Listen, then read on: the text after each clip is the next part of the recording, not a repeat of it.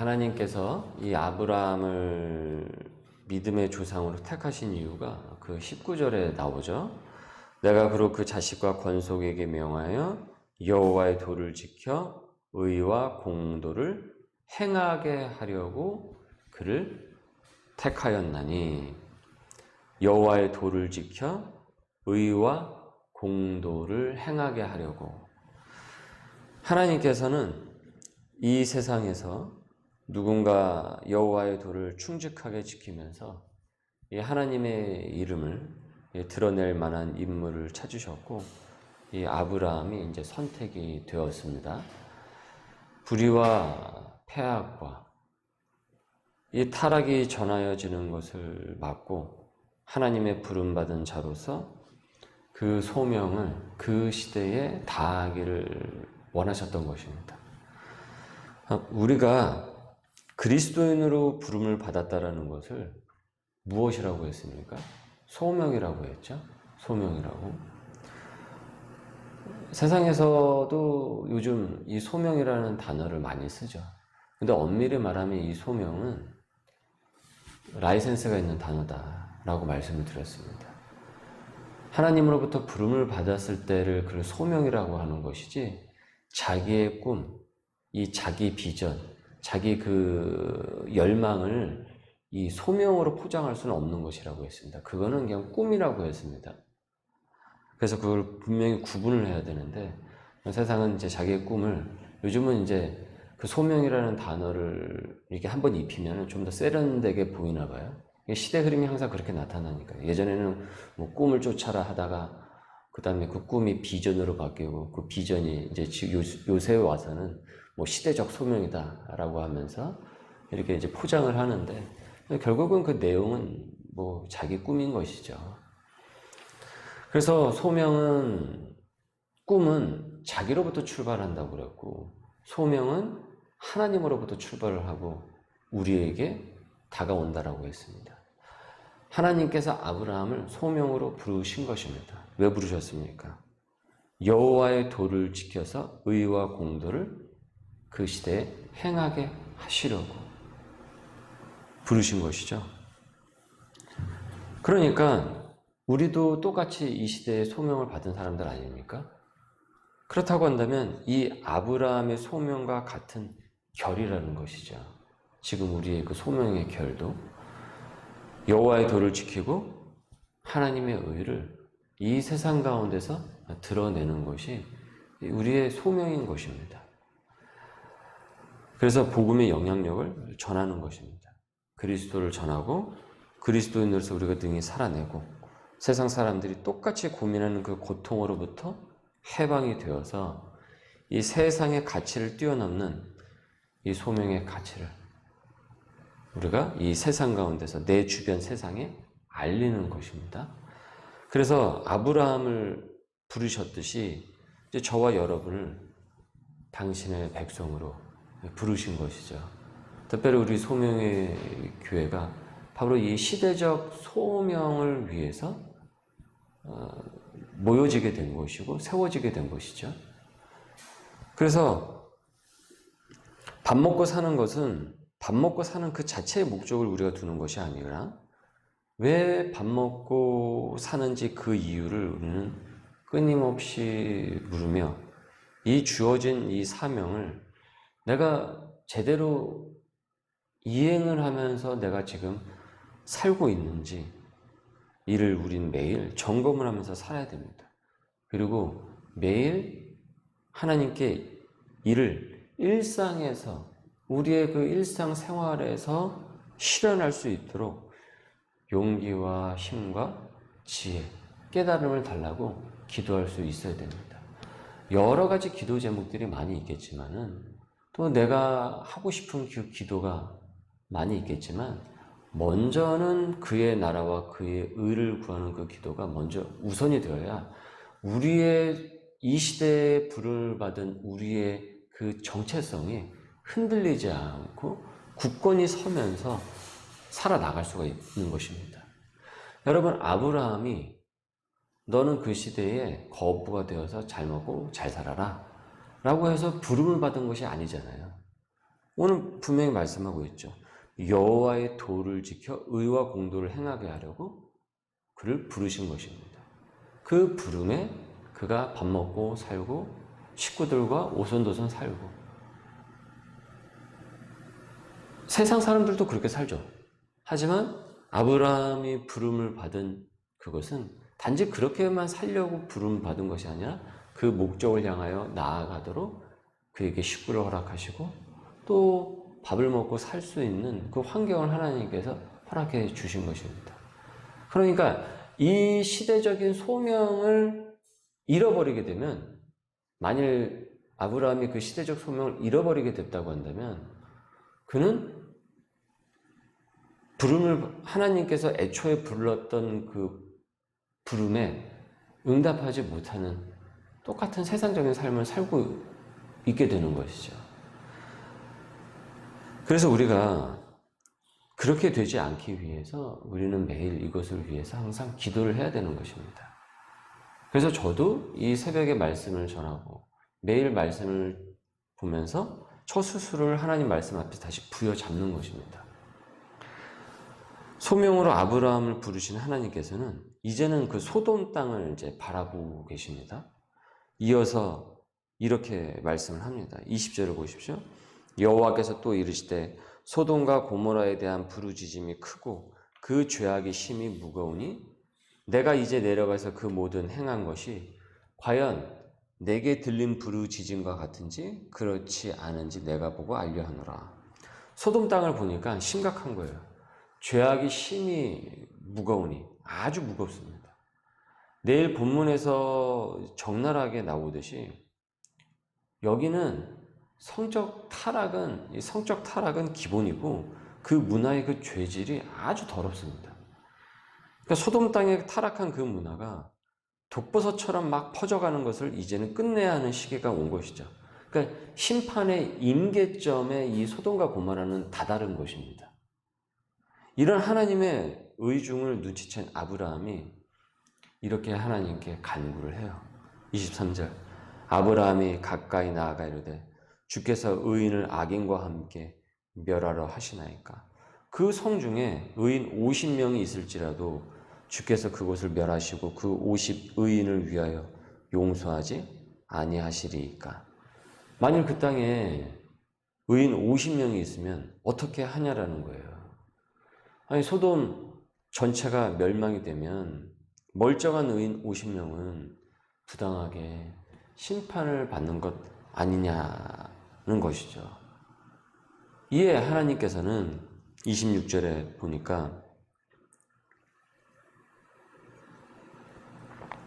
여호와께서 이르시되 내가 만일 소돔 성읍 가운데에서 의인 50명을 찾으면 그들을 위하여 온 지역을 용서하리라.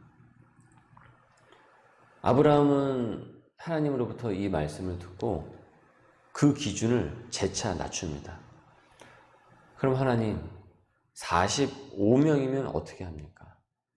아니, 50명과 45명은 이제 5명 차이밖에 안 나는데, 아니, 그럼 그 5명이 없어가지고 심판을 받는다고 한다면 그 45명은 어찌 되냐라는 것이죠. 상당히 지혜롭죠. 이에 하나님께서는 그러면 그 의인이 있다면 용서하시겠다라고 합니다. 여러분, 이것은요, 이 공동체성, 이 공동체 책임론을 이제 말을 하는 것인데, 언급하는 것인데, 이 구약에서는 이 소수의 의로운 자가 있으면은 그 공동체가 심판을 면하는 경우가 있습니다. 왜냐하면은 그 소수의 의인을 통해서 이 자정이 될 수 있는 그 공동체에 소망이 있기 때문에 그런 것이죠. 그러니까 그 의인들이 있으니까 그 의인들을 통해서 그 공동체가 다시 회복이 될 수 있는 거죠. 그러면 소망이 있잖아요. 그러니까 어둠은 많아요. 어둠이 많지만 그곳에 어느 한 빛이 들어가서 점차 그 어둠을 빛으로 계속 이제 만들어 나가는 거죠. 빛이라는 작은 성냥불 하나만 있어도 그것도 소망이 있는 것 아닙니까? 즉 저렇게 타락한 소돔과 고모라이지만은 그곳에 여전히 소수의 의인이 있다면 그 소돔 땅이 다시 회복할 수 있지 않느냐라는 이 아브라함의 간구인 거예요.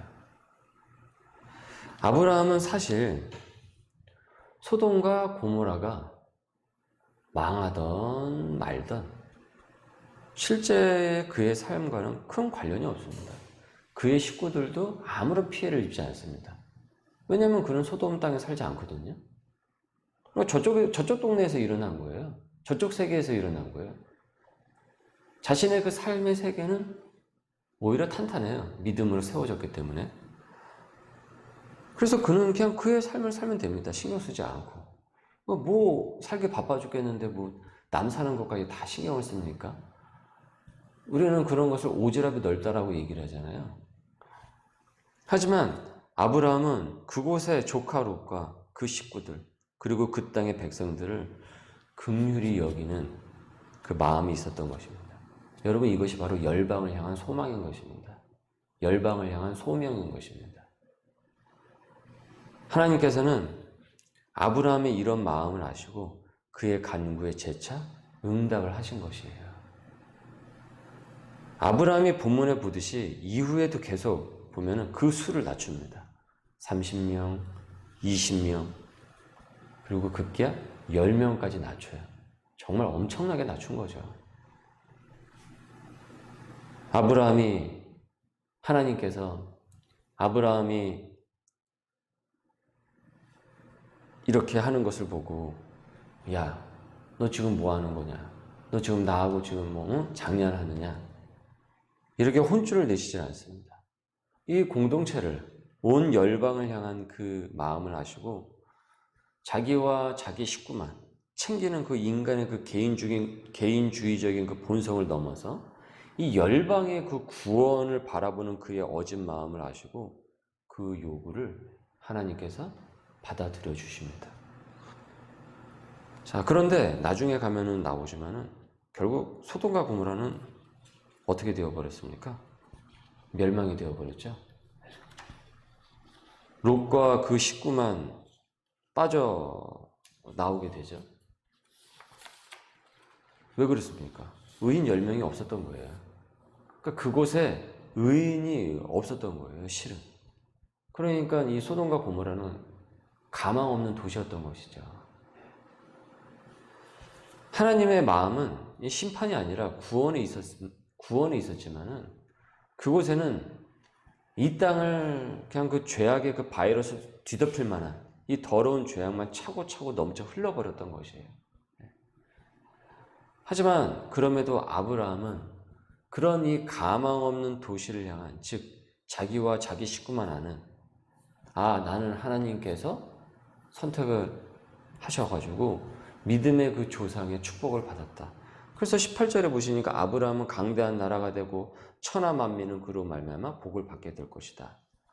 그래서 아브라함은 이 말씀을 받았단 말이죠. 그래서 나는 괜찮다. 이런 마음이 아니라 자기의 그 범위를 넘어서, 자기 식구의 그 범위를 넘어서 이 열방을 향한 그 마음이 있었던 것입니다. 여러분, 그래서 아브라함이 믿음의 조상이 되어서 그 영향력이 후손에게 미치고 점차 그 믿음이 퍼져갔던 것이에요. 지금 이 시대의 현대인들은 너무나도 각박하죠. 각박합니다. 그러니까 개인주의가 너무 강해지다 보니까 사실은 교인들도 그 개인주의가 굉장히 강해요. 그래서 큰 교회로 자꾸 가려고 하는 이유는 다른 것이 좋아서 가려고 하다기보다는 그 익명성이라는 것이 있기 때문에 가려고 하는 것이에요. 그러니까 가서 예배만 드리고 그냥 바로 그냥 오는 것이죠. 일주일에 그 1시간 드리고. 그래서 이제 그러니까 안 가면 또 마음은 무거우니까 그것을 통해서 그 마음의 그 무거움을 해결하려고 하기는 하는데, 그래서 그 비율이 있습니다. 거의 10대 1대 9, 1대 9 이런 식이에요. 그러니까 나머지 80에서 90%는 80% 이상은 거의 뭐 이제 그렇게 썬데이 크리스찬으로 살아가는 교인의 비율이라는 거죠. 저는 뭐 작은 교회에서부터 큰 교회까지 다 저도 경험을 해봐서 아는데, 저도 뭐 큰 교회에서 그런 부분들을 굉장히 많이 봤습니다. 어떻게든 이 말씀을 통해서 열방을 품고 나의 그 개인을 넘어서 그 세상을 바라볼 수 있는 우리 시대적 소명이 분명히 하나님께서 우리를 부르셨는데, 거기까지 가고자 하지 않아요. 그 범위를 넘어서려고 하지 않습니다. 왜 그렇습니까? 먼저 개인주의가 너무 팽배하다 보니까 이 피곤한 생각이 먼저 항상 본인이 갖고 있는 거예요. 신경 쓰고 싶지 않은 것이죠. 그런데 오히려 나에 대해서 계속 집중을 하지 않습니까? 나에 대해서 계속 집중을 하면 오히려 세상의 영적 신경 쇠약증에 걸리게 되어 있습니다. 나를 넘어설 때 우리의 마음이 더 풍요롭게 하나님께서 우리를 지으셨지, 나만 우리 식구만 나만, 그러면 오히려 그것 때문에 더 고통스러운 거예요. 왜냐하면 우주가 고세계거든요. 나의 우주는 고세계에 갇혀져 있거든요. 하나님께서는 우리를 이 세상 넓은 곳에 보내셨는데 나의 세계는 여기밖에 없는 거예요. 그러니까 항상 그 세계만 바라보면서 거기에 신경쇠약에 걸릴 수밖에 없는 거죠.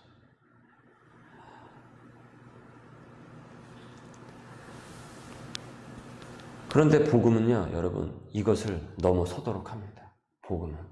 그래서 여러분, 복음이 귀한 것입니다. 그래서 복음이 우리를 훨씬 더 부유하고 풍요롭게 만들어가는 것입니다. 성령 체험, 말씀의 체험, 이 복음의 체험을 하신 분들은 이 의미가 무엇인지 분명하게 깨달으실 것입니다. 나에게만 집중했던 내 인생과 열방을 향하고 이 시대에 하나님께서 나를 이 땅 가운데 보내셨다고 했을 때 그 소명감이 어떻게 다른지, 그것이 어떻게 내 인생을 풍요롭게 만들어가는지, 내 생각을 얼마나 크게 만들어가는지, 내 다친 사고를 얼마나 열어가는지, 그것을 우리는 체험할 수가 있습니다. 그래서 복음은 우리로 하여금 나의 범위를 넘어서 열방을 향하도록 합니다. 여러분, 우리 교회가 이곳에 있는 것은 이 지역을 위해서인 것입니다. 그래서 우린 기도를 해야 되는 것이고, 이 코로나 시기에 교회를, 주님을 떠난 무수한 사람들이 이 지역에도 여전히 많은데 이 사실을 안타까워하고 또 기도해야 하는 것이죠. 설사 가망이 없어 보이는 사람처럼 보이고 가망이 없어 보이는 가정처럼, 공동체처럼 보인다고 할지라도 우리는 그것을 섣불리 판단하는 것이 아니라 우리는 어떻게 되겠습니까? 끝까지 기도를 해야 되는 것입니다. 그리고 복음, 어진 그 긍휼의 그 복음을 항상 복음 열정과 그 열망을 갖고 있어야 됩니다. 이를 위해서 기도를 해야 됩니다. 여러분, 왜 아브라함이 50명에서 100명도 아니고 50명서부터 시작을 하고 45, 30, 20, 10으로 계속 낮췄겠습니까? 아브라함도 소돔과 고모라가 어떤 땅인지 너무나도 잘 알고 있는 거예요. 그 땅이. 정말 보면, 야, 저러다가 진짜 저 나라는, 저 도시는 멸망할 수밖에 없겠구나. 자멸할 수밖에 없어요. 하나님께서 심판하시지 않아도 거기는 어떻게든 자멸하게 되어 있는 곳입니다. 아브라함이 그걸 몰랐겠습니까? 아니까 50서부터 출발을 한 거예요. 이미 커트라인을 낮췄어요. 근데 더 낮추죠. 45, 30, 20. 그 얘기는 그만큼 그 도시가 너무나도 죄악이 팽배한 도시라는 것을 알고 있어요. 그럼에도 불구하고 어떻습니까? 그래도 그 열방을 향한 소망을 갖고 그 도시를 위해서, 그 성을 위해서 기도를 했던 것이에요. 그래서 이 아브라함의 그 마음은 본인의 식구와 자기만을 알고 있었던 것이 아니라 바로 열방을 향해서, 이 세상을 향해서 열려 있었던 것입니다. 이를 위해서 보냄을 받았기 때문에 그런 것이죠. 여러분, 우리도 이 시대에 보냄을 받았습니다. 하나님께서 우리를 통해서, 나를 통해서, 우리 교회를 통해서 하실 일을 여러분 제한을 하지 마십시오. 어떠한 일을 하실 줄 모릅니다. 그래서 우리는 이를 위해서 항상 열려있는 마음을 갖고 열방을 향해서 항상 기도할 수 있어야 되겠습니다. 오늘도 우리가 이 소명으로 부름을 받았음을 기억을 하고 나와 우리 교회가 또 우리 가정이 이 거룩한 복음의 영향력을 드러낼 수 있기를 또 기도하는 또 이 시간이 될 수 있기를 또 오늘 하루가 될 수 있기를 주님의 이름으로 소망합니다. 기도하겠습니다. 주님, 소돔과 고모라의 현실이 지금 이 세태 속에서도 반복되어 나타나고 있습니다. 세상의 죄에 대해서 경각심을 갖고 분노를 하지만 아브라함처럼 긍휼의 마음을 잊지 아니하도록 주님 우리의 마음을 붙들어 주시옵소서. 이를 위해서 기도하며 복음의 그 빛을 전하라 부름을 받았사오니 주님 나를 넘어서 열방을 향한 그 마음을 품게 하여 주시옵고 또 능히 그 소명을 실행해 나갈 수 있는 우리 소명의 식구들이 될 수 있도록 오늘도 우리와 동행하여 주옵소서. 감사하며 예수님의 이름으로 기도드립니다. 아멘.